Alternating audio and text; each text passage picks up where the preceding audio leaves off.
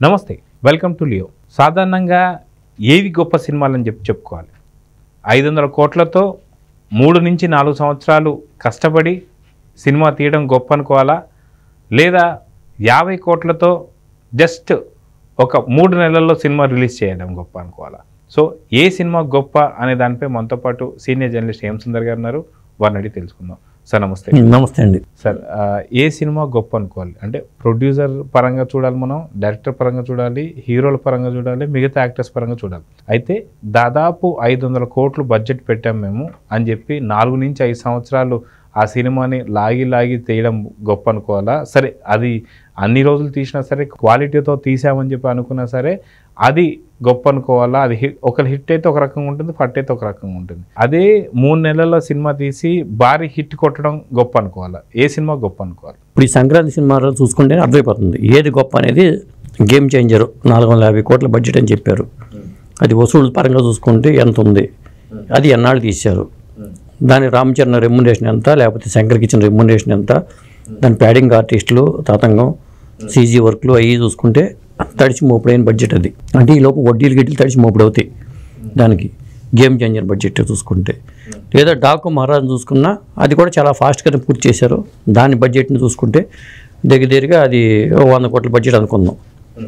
50 కోట్ల బడ్జెట్తో సంక్రాంతికి వస్తున్న సినిమా అనుకోవాలి. ఎందుకంటే 50 కోట్లు ఎందుకంటున్నానంటే వెంకటేష్ గారు రెమ్యునరేషన్ 10 కోట్లు అనే టాక్ ఉంది. అంటే అందరికి అందుబాటులో ఉండే హీరోగా రెమ్యునరేషన్ పరంగా చూసుకుంటే. తర్వాత అనిల్ రావుడికి ఆయనకన్నా 5 కోట్లు ఎక్కువ ఇచ్చారంటున్నారు. 25 కోట్లు అనుకుందాం. పోనీ ఎక్కువ ఇచ్చారనుకుంటే 15 కోట్లు, 10 కోట్లు, 25 కోట్లు.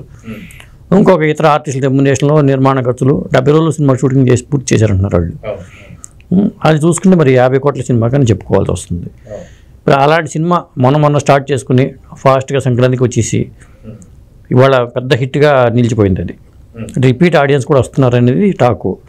ఎందుకంటే ఇవాళ ట్రెండింగ్స్లో చూసుకుంటే 2 మిలియన్ టికెట్స్ కట్ అయినట్టుగా చెప్తున్నారు. దాన్ని బట్టి చూస్తే మనకు అర్థమైపోతుంది అంటే ఎంత ఇదనేది. అంటే ఇక్కడ బడ్జెట్ పరంగా చూసుకోవాలనుకుంటేనేమో పెద్ద సినిమా ఊహించుకుని వెళ్తాం. నిరాశ పడిపోయిన తర్వాత ఆటోమేటిక్గా జీవితం తలకింద లేకపోద్ది. ఇప్పుడు దిల్ రాజు గారు నిర్మాత 450 కోట్ల సినిమాకి 500 కోట్ల సినిమా అనుకుందాం. 500 కోట్ల సినిమాకి నిర్మాత ఆయనే, 50 కోట్ల సినిమాకి నిర్మాత ఆయనే. కానీ వసూళ్ళ పరంగా చూసుకుంటేనేమో 500 కోట్ల సినిమాని దాటేస్తుంది. దీని బడ్జెట్ పరంగా చాలా తక్కువ బడ్జెట్. ఇప్పుడు ఇదే సినిమా దిల్ రాజు గారు తీయలేదు అనుకోండి, సంక్రాంతికి వస్తుంది తీయలేదు అనుకుందాం. అప్పుడు ఆ సినిమా జీవితం తలకింద లేపినట్టే ఒక నిర్మాతకి, అంతే కదా. ఇప్పుడు ఆయన సేఫ్ గేమ్ ఆడాడు. గేమ్ చేంజర్ ఫ్లాప్ అయినా ఈ సినిమాకి వచ్చే వసూళ్ళు బాగా ఇప్పుడు రికార్డులు చూస్తుంటే వెంకటేష్ సినిమాలోనే ఒక కొత్త రికార్డుని క్రియేట్ చేసింది. అప్పట్లో చంటి లాంటి సినిమా, మన కేఎస్ రామారావు గారు క్రియేటివ్ కమర్షియల్స్ వాళ్ళు తీసిన చంటి సినిమా మనకి అప్పుడు వెంకటేష్ సినిమాల్లో సుందరాకాండ కానీ చంటి కానీ అలా కొన్ని సినిమాలు ఉన్నాయి మైలురాళ్ళకి నిలిచిపోయే సినిమాలు. ఇప్పుడు F2 కూడా హిట్టే కానీ F3 అంత రేంజ్ హిట్ కాదు. కానీ ఈ సినిమా సంక్రాంతికి వస్తున్న సినిమా కలెక్షన్ చూసుకుంటే F2 కూడా దీని ముందు దిగదుడిపే అన్నట్టుగా పరిస్థితి అయితే ఉంది. అయితే గతంలో మనం చూసుకుంటే చాలా సినిమాలు భారీ స్థాయిలో వచ్చినటువంటి సినిమాలు, భారీ బడ్జెట్ సినిమాలు, అది కాకుండా కొన్ని సంవత్సరాల పాటు సినిమాల షూటింగ్లో చూస్తూ వస్తున్నాం. మొన్న ఈ మధ్య వచ్చినటువంటి ఒక కంగువ కూడా పూర్తిగా తమిళ ఇండస్ట్రీని పూర్తిగా కంగు తినేలా చేసిందని చెప్పుకోవచ్చు. అదేవిధంగా మనం చూసుకుంటే చాలా తక్కువ బడ్జెట్లో వచ్చిన సినిమా ఏది అంటే మళ్ళీ మనకి హనుమాన్ కూడా మంచి వసూలు అయితే సాధించింది. అదేవిధంగా చూసుకుంటే బేబీ సినిమా చాలా ఫాస్ట్గా షూటింగ్ కంప్లీట్ చేసుకోవడం కావచ్చు, 100 కోట్ల క్లబ్లో కూడా జాయిన్ అయిపోయిన సంగతి అందరికీ తెలిసిందే. సో నిజంగా ఏ సినిమా సేఫ్ అంటే ఖచ్చితంగా మనకి ఏదైతే కమర్షియల్ మూవీస్ కూడా ఇంపార్టెంటే, కానీ దాని కథని 1 నుంచి 3 సార్లు చేసుకొని రిలీజ్ చేస్తే బెటర్ అనుకోవాలా, లేదా సీజన్ వచ్చేసింది కదా అని రిలీజ్ చేయడం బెటర్ అనుకోవాలా? అంటే డైరెక్ట్గా ముందు క్లారిటీ ఉండాలండి. క్లారిటీతో సినిమా చేస్తే చాలా ఫాస్ట్గా రిలీజ్ చేసుకుంటారు. ఎంతవరకు స్క్రిప్ట్ ఎంతవరకు ఉండాలి, ఏ సన్నివేశాలు ఉంచుకోవాలి అనే క్లారిటీ ఉండాలి. ఇప్పుడు ఏమవుతుందంటే 500 కోట్ల బడ్జెట్ అనగానే ఎక్కువ ఆలోచించేస్తారు. ఎక్కువ ఆలోచించి ఎక్కువ సీజీ వర్క్లు ఈ రేంజ్లో ఊహించుకుంటారు వాళ్ళు. ఆ ఎక్కువ ఆలోచించడం కాకుండా మీరు తక్కువ ఆలోచించుకోండి, ఉన్నదాన్నే చక్కగా ఎట్లా షట్టర్ సోపేతంగా మనం పెడదాం, ప్రేక్షకులకు అందిద్దాం అనే కాన్సెప్ట్లో వెళ్ళిన సినిమాగా మన సంక్రాంతి కోసం ఉదాహరణ ఇదే. ఏ సినిమాని ఇవాళ ఈ సినిమా వసూలు చూసుకుంటే మొదటి రోజు వచ్చిన టాక్కి, రెండో రోజు వచ్చిన టాక్కి, ఇవాళ వచ్చిన టాక్కి సంబంధం లేకుండా ఉంది. అందరూ పట్టం కట్టేశారు దీనికి. సంక్రాంతి విజేతగా సంక్రాంతికి వస్తున్నాం అనే సినిమాని పట్టంగా పెట్టారు. ఒక విధంగా చెప్పాలంటే ఏమన్నారు, దిల్ రాజు గారు గేమ్ చేంజర్ వస్తుంది కదా, దీన్ని వాయిదా వేద్దాం అనుకుంటే అనిల్ రావిపూడి వీళ్ళు ఒప్పుకోలేదట. ఖచ్చితంగా మనం సంక్రాంతికి వస్తున్న టైటిల్ పెట్టాం, సంక్రాంతికే రావాలి అని వాళ్ళు పట్టుబట్టి మరీ రిలీజ్ చేయించారు. కాబట్టి ఇవాళ అంటే గతంలో కూడా కృష్ణ గారు ఒక సంవత్సరం 18 సినిమాలు చేశారంటారు, మరి ఎన్టీ రామారావు గారి సినిమాలు కూడా సంవత్సరం 8 సినిమాలు వచ్చినాయి. ఇప్పుడు విక్టరీ వెంకటేష్ సినిమా అంత ఫ్యామిలీ హీరో, ఒక గతంలో సోమబాబు ఈ తరహా పాత్రలు చేసేవాళ్ళు, ఆ తర్వాత మరి వెంకటేష్ గారు చెప్పుకోవాల్సి వస్తుంది. ఇప్పుడు ఇలా 70 రోజులు సినిమాలు కంప్లీట్ చేయగలిగినప్పుడు వెంకటేష్ గారు 4 సినిమాలు చేయొచ్చు. ముఖ్యంగా ఇలాంటి సినిమాలు రావడం వల్ల ఇండస్ట్రీ కలకలాడుతుంది.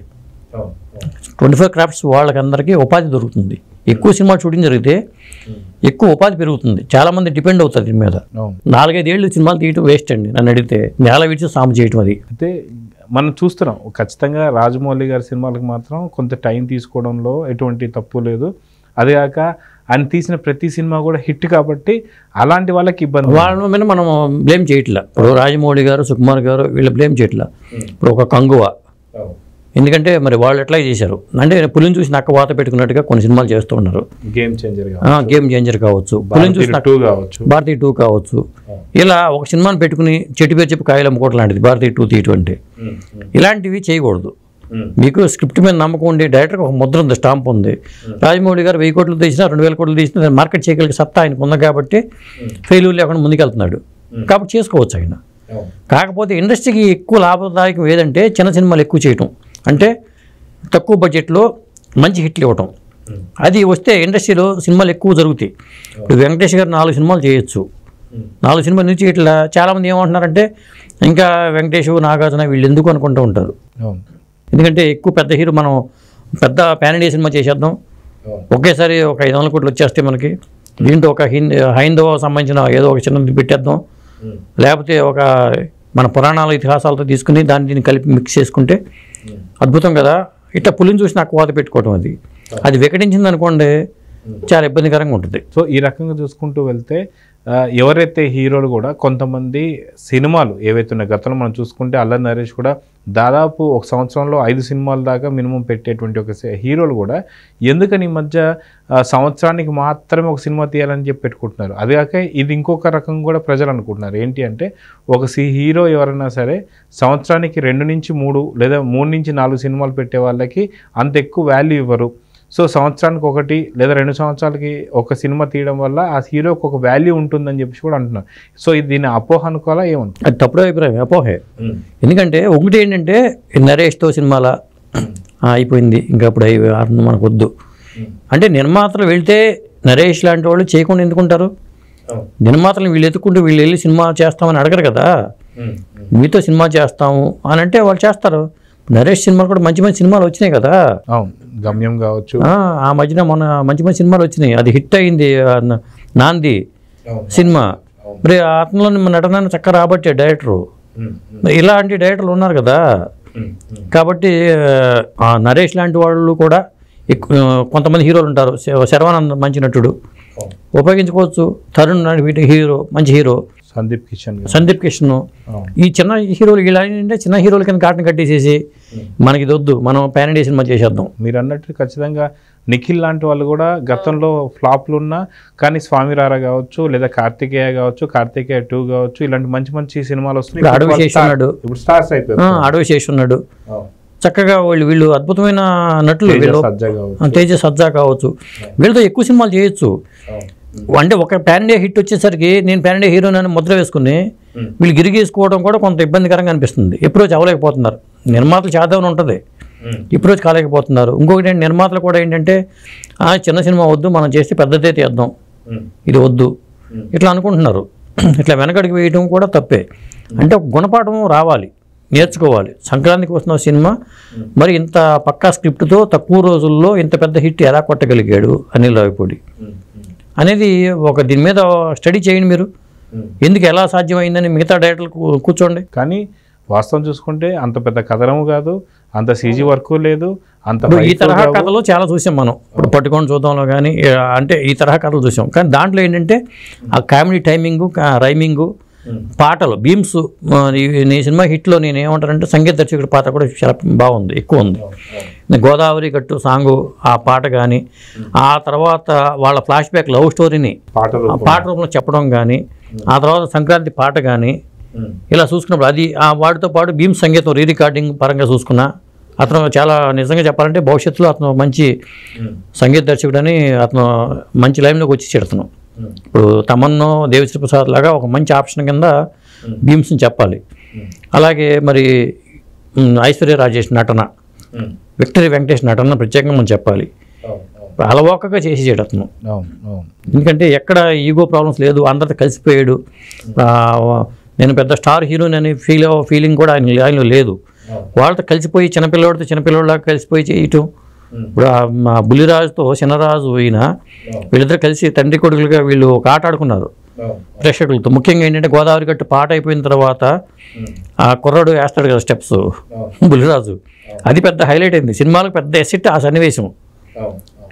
ఎందుకంటే వచ్చిన వాళ్ళందరూ కూడా మా తలపగలు కొట్టాడు, మా అప్పడాలో ఒడియాలు అయిపోయినాయి, ఇలాంటి డైలాగులు పెట్టుకుంటే అక్కడ ఆ సన్నివేశం అనేది సినిమాకి పెద్ద ఎసెట్ అయింది ఫస్ట్ హాఫ్లో. సో చూద్దాం సార్, ఖచ్చితంగా ఎవరైతే నిర్మాతలు ఉంటారో అదేవిధంగా దర్శకులు కూడా ఎవరు ఉంటారో, సో చిన్న స్థాయి హీరోల కింద కాకుండా కంటెంట్ ఉంటే ఖచ్చితంగా ప్రతి ఒక్క కథనం కూడా ఒక మంచి హిట్ అవుతుందని చెప్పి తెలుగు ప్రేక్షకులు ఇప్పటికే ఎన్నోసార్లు నిరూపించారు.